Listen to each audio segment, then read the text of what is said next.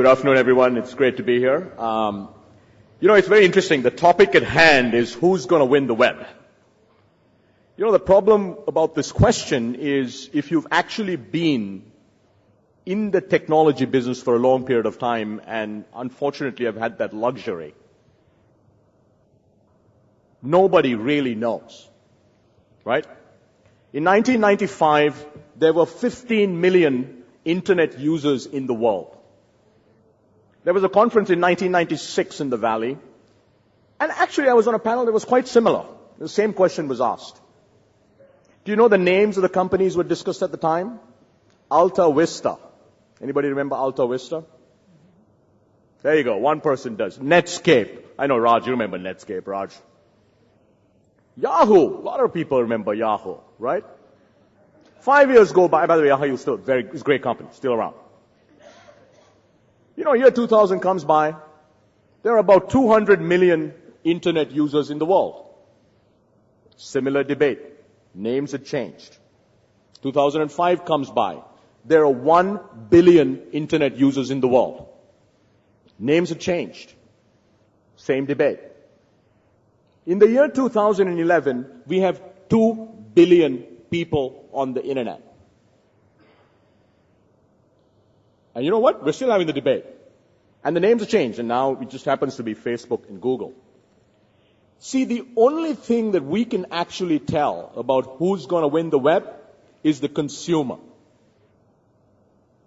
The ultimate winners on the internet are consumers, first and foremost, and second are businesses that embrace the web. The platforms change, the delivery mechanisms change, the actual technology changes, but the winners on the web are the consumers. Right? Think about an industry that has gone from having 15 million internet users in the year 1995 to an industry now that has 2 billion users. I noticed that the theme of the conference is Asia. 950 million out of the 2 billion users on the internet are from Asia. 450 million of them access the internet with a mobile phone. I think the impact that the internet has had on consumers, which really is all of us in how we live our lives, is very well known. Right? If you just think back to 5 years or 10 years, what you could and you couldn't do is very, very different from what you can do today. That's actually not that interesting. If you think about the future and you think about the internet, what's a lot more interesting is what might consumers expect and what will consumers expect of the internet in the next 4, 5, 6, 7 years. And in many ways, the only thing that you can predict about winning is that consumers are going to win. And the real question is, how much are they going to win? How much value will move out of other ecosystems and into the hands of consumers, right? And if you think about the question that way, what's very interesting is there are 4 megatrends on the internet today. Kritika talked about one of them, which is social, which I'll get to. But actually, the most potent trend on the internet today is mobile, which Kritika talked about. There will be 1 billion consumers who will join the internet for the first time over the next 4 years. By the year 2015, the world will have 3 billion internet users. The next billion will all be connected over a mobile device. Out of the billion, 200 million of them will actually come from India. India today has 120 million internet users. And by the year 2014, at the latest 2015, the industry estimates are that we will have 300 million plus users. The next 200 million users in India will all come to the internet, will get connected for the first time through a mobile device. It's very interesting how the mobile device has dramatically changed how we live. How many of you actually have an alarm clock? Anybody have an alarm clock? That's great. Well, one person does. You know, there are phones that now have alarms in them. So this morning, 6 o'clock, alarm wakes you up, it's your phone, right? And then day goes by. It's interesting. Today I was actually two very important things happened. One, this conference, Kali, that you have put up. It's a marvelous conference. And second was the budget. And I happened to work in Gurgaon, so I was on my way from Gurgaon to Delhi. And on the way, I wanted to catch up with what's really happened with the budget. Well, the way I actually caught up with the budget was not by trying to find a TV and get very close to a TV and try to figure out which channel might actually have great coverage. The way I found out was actually by going to Twitter. If you go to Twitter, that's the fastest way to get the best coverage of breaking news today. I was on my phone, and then I wanted to see, there was a session that I really wanted to make it to, which was this session with the sportsmen, right? Can India really produce more Olympic gold medalists? How did I actually catch up on that event? I couldn't get here on time. I was on my phone. I was on the live stream, Kali, that you all did, which is absolutely brilliant. Now, these are use cases or things that users with high bandwidth mobile connections with generally smartphones can do. But if you think about another billion users who are going to come online, and almost all of them, by the way, from the emerging markets, you can imagine the kind of applications that will become very, very successful. Google nor Facebook can predict what those applications are, unfortunately. We'd love to think that. I'm sure Kritika and the Facebook team would love to think they can predict what will win in the web. The only prediction about who will win the web is the consumer. So mobile's a mega trend. The second interesting trend really is video. Kritika talked about 850 million social network or Facebook users today in the world, which is a very large number. You know what's an interesting number? Is there are 1 billion consumers today who consume online video. YouTube, which is an online video network that's part of Google, actually has 800 million monthly users. That's a big number, by the way. And in India, YouTube has 25 million active users on a 30-day basis. And even in India, where we are constrained on bandwidth and so on and so forth, there are more young people on YouTube watching YouTube every single day than MTV. So now if you take online video and say, how is that going to transform the lives of consumers, you actually don't have to think about it very hard. Why is it that when I watch TV, I have to watch an ad that I don't really care about?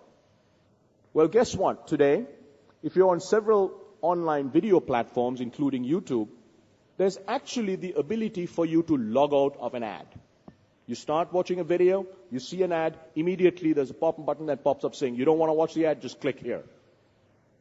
The value moves to the consumer, right? So video is a second very big theme. The third theme is social. I think social has many, many facets to it. Facebook, Kritika talked very articulately about the value that Facebook can bring to consumers, to brands, and so on and so forth.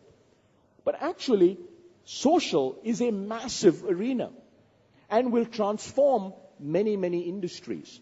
You know, it's very interesting. I love news. I just can't read news that has more than 14 characters anymore. If you can't tell me the news in 14 characters, that gets to be a challenge. And I'm actually not the target audience for Twitter today, right? For that matter, if you're trying to hire employees, the days of calling a search firm are dead. Where do you go? You go to LinkedIn. If you want to actually have a hangout with your 5 best friends who happen to be around the world, you actually don't have to go to Vegas anymore. There's a product called Google Plus Hangouts, which I use a lot, where your friends from around the world, and I know somebody out here saying, you got to be kidding me, man, I want to go to Vegas. I know you can go to Vegas, but I can't go to Vegas every day because my wife wouldn't let me live there. But, my college buddies, we like to talk about Vegas, what we do in Vegas, and we hang out, which is multi-party video for free. Right? So social is the third big stream. And then the fourth one really is around how business is being impacted by the internet. At a very simplistic level, the internet is transforming business, but specifically is becoming the single biggest enabler for growth for small and medium businesses. McKinsey recently released a report that talked about small businesses that embrace the internet and small businesses that don't embrace the internet. If you look at small businesses that embrace the internet very well versus those that don't, the ones that do grow 9 times faster than the ones that don't. On average, small businesses can double their revenue growth by embracing the internet, finding new customers, engaging new customers, increasing exports, etc. So clearly businesses, particularly led by small businesses, will benefit enormously from the internet. The other type of businesses that will be impacted either positively or negatively are large businesses. How many of you have bought a CD for your music in the last 6 months? Anybody? I see one hand there. There's an entire industry where value has moved to the consumer. Why buy a CD when you only want one song? Buy just the song that you want, and you pay 1/10 the price. Books, and so on and so forth. We believe that the first wave of industries that have been impacted, either positively or negatively by the internet, are ones that deal in digital products. The next wave will be the industries that deal in physical products. And even in a market like India, with 120 million users, but still a reasonably young internet market, e-commerce has hit $6 billion of revenue in the year 2011. Now we could look at 6 billion and say, look, it's a very small percentage of total retail in India. Total retail in India is 450 million.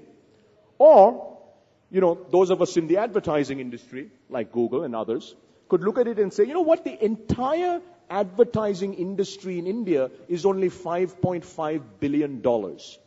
E-commerce in the year 2011 crossed 6 billion, and this year will be 9 billion. And e-commerce is about physical product. Right? So, in summary, our view is really very simple. To focus on whether one technology company or another technology company will win the war on the internet is actually not a very fruitful question, because the answer changes every 5 years. But I think to focus on the consumer, deeply understand the consumer, and understand how consumers will benefit from the web, and they are the ultimate winners of the web, is a very interesting question. And I'd like to end with one thought about India. At 120 million users, we are the third largest internet user market in the world. The third largest. There are only 2 markets that are bigger. The US at 300 million and China at about 500 million. We have the ability as India, over the next 3 to 4 years, to get to 300 to 400 million users. And the impact of doing that on this country is unimaginable. Unimaginable. I had the fortune of sitting through one of our panels where we had 2 distinguished politicians of our era speak about the challenges of politics. See, you don't have to go to the rural village if the village is connected to you. Right? Because one of the issues was, how do I go meet all these people? Because they're spread across 100 kilometers and 80 kilometers. Well, actually, my mother lives several thousand miles away, and I can video chat with her every single day if I want. So the impact that India will have by adopting the internet, by embracing the internet, by accelerating deployment of the internet can be absolutely enormous. McKinsey, in this study that they recently published, estimated that 3.2% of GDP of India is already attributable to the internet. 3.2% of GDP. And that's at a stage where we haven't even started. So as India, what we're really hoping and why we're here is not to decide what platform's going to win, is to make India benefit from the Indians. So let's focus on how do we get the next 300 million online, and then let's focus on how to get the next billion online. Thank you. So, Rajan, I'm sorry. The alarm clock on your mobile phone is not working very well. Now we've run out of time. I'm sorry, we're very rushed. We're not going to be able to take any questions. We have to straight away get into the budget session. We have a couple of politicians who are here with us and who need to report back into the parliament or into their party committee meetings. I'm sorry for that. I would just like to say that, I agree with Rajan and Kritika both that consumers are probably going to be the winners of the web, but somebody is going to make a lot of money out of that. And, that's what the question was more about. Right now it seems to be the two of you. And, we thought that maybe you talk a little bit more on that. So maybe we can take this discussion offline, though I know you don't do that very often. Everything is online. But maybe we can take it offline, and people who would like to ask some questions, could you be available for the next 10, 15 minutes, maybe at the cream tea area? Scones, jam. Twitter me, Google Plus me, Facebook her. +1. Okay, Plus great. one to that. Thank you so much. Thank you so much. Thank you. Right, so you can tweet or Facebook your questions to both the people. Yeah, thank you very much, Mr. Anandan, and thank you, Kritika Reddy, also for joining us. Can I please request Mr. Puri to give a token of appreciation to both of them? Mrs. Puri, can I please request you to come and do the honors? Can we please have a round of applause for both the speakers?